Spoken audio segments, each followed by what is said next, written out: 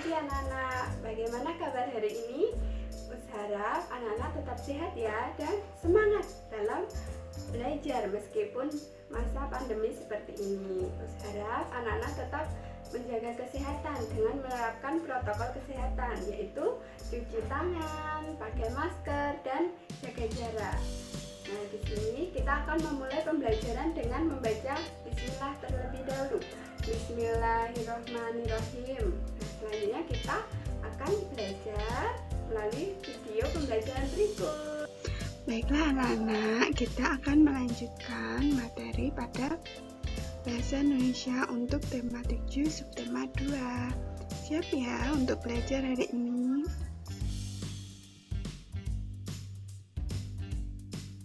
Nah, kita akan mengulang lagi pembelajaran kita yang kemarin untuk kata baku dan tidak baku. Nah, untuk kata baku kemarin, anak-anak sudah belajar ya, bahwa kata yang sesuai dengan kaidah atau pedoman, yaitu KBBI. Ada yang ingat kemarin KBBI itu apa? Ya benar, KBBI adalah Kamus Besar Bahasa Indonesia. Nah, untuk sifatnya yaitu bersifat resmi. Nah, untuk kata tidak baku adalah kata yang tidak sesuai dengan kaidah atau pedoman KBBI.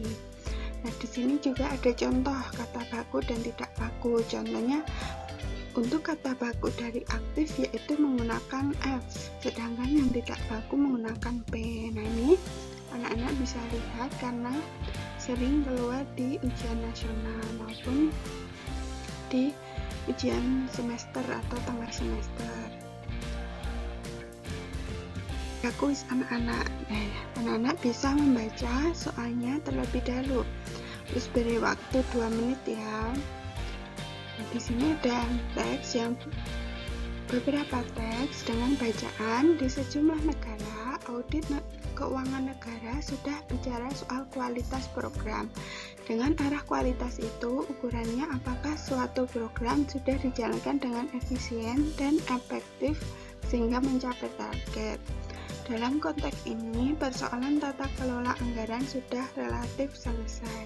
Nah, di situ kata yang digaris miring atau dimiringkan merupakan kata yang baku atau tidak baku. Nah, anak-anak bisa memilih mana yang kata tidak baku dalam teks tersebut. Nah, silahkan anak-anak bisa menuliskan di buku kalian jawabannya A, B, C, D, atau E. Silahkan.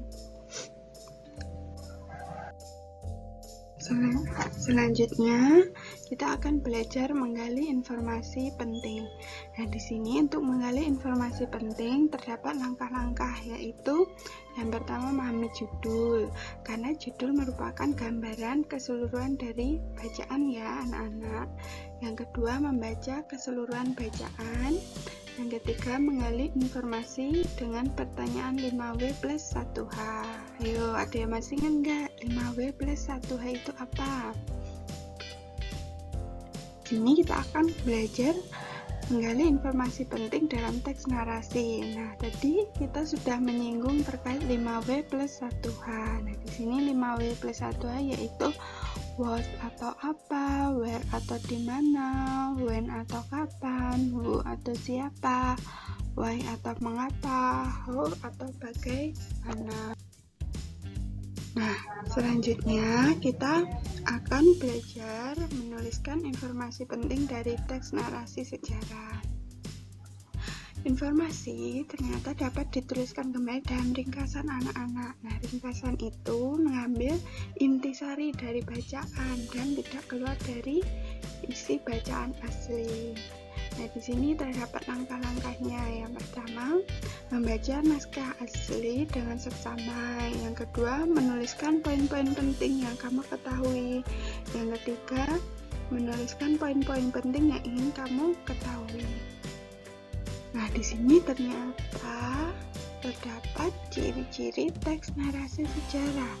Kemarin kalau kita sudah belajar teks narasi, yaitu teks yang menceritakan suatu pengalaman berdasarkan urutan atau kronologi waktu. Nah, ini sama untuk teks narasi sejarah. merupakan teks yang bercerita tentang sejarah.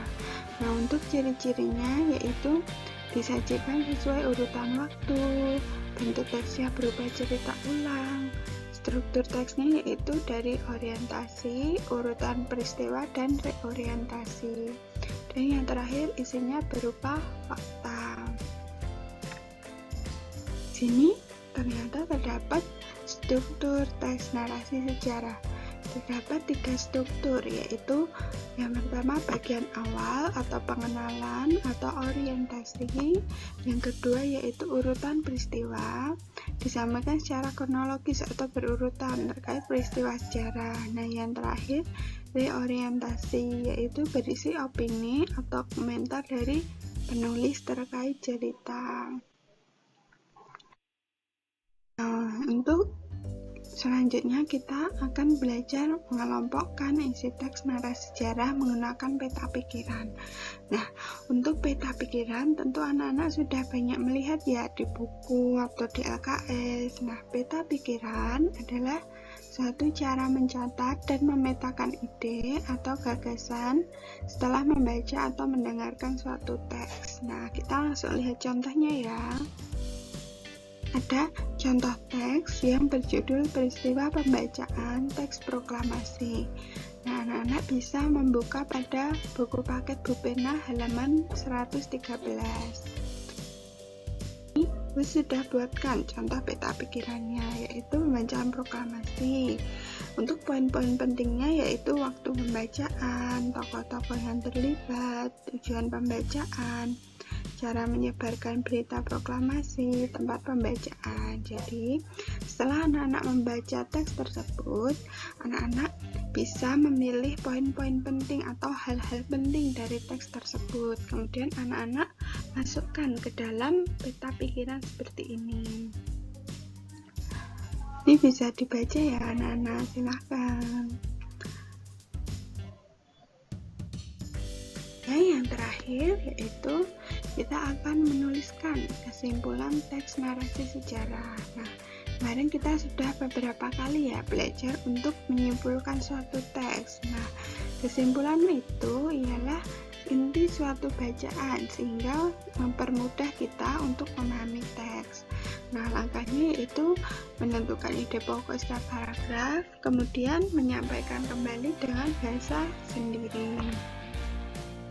Ada contoh teksnya ya anak-anak, berjudul Muhammad Hatta. Anak-anak bisa membuka pada Bu Pena halaman 124. Nah, ini terus akan mencoba menyimpulkan dari teks yang berjudul Muhammad Hatta. Langkah yang pertama yaitu menuliskan pokok pikiran. Selanjutnya kita menuliskan kembali dengan bahasa sendiri. Nah, ini kesimpulan dari teks Muhammad Hatta yaitu Muhammad Hatta adalah bapak proklamator yang lain 12 Agustus 1902 di Bukit Tinggi, Sumatera Barat. Beliau aktif dalam organisasi Jong Sumatera, mendirikan Perhimpunan Indonesia atau PI, mendirikan Partai Pendidikan Nasional Indonesia atau PNI baru, ikut merumuskan teks proklamasi, dan mendampingi dalam pembacaan teks proklamasi, sehingga dijuluki Bapak Proklamator Kemerdekaan Indonesia. Sekian pembelajaran hari ini. Terima kasih. Apabila ada salah kata dan ucapan, mohon maaf ya. Semoga ilmu yang diberikan dapat berguna dan bermanfaat bagi anak-anak. Amin ya Allah. Sekian, wassalamualaikum warahmatullahi wabarakatuh.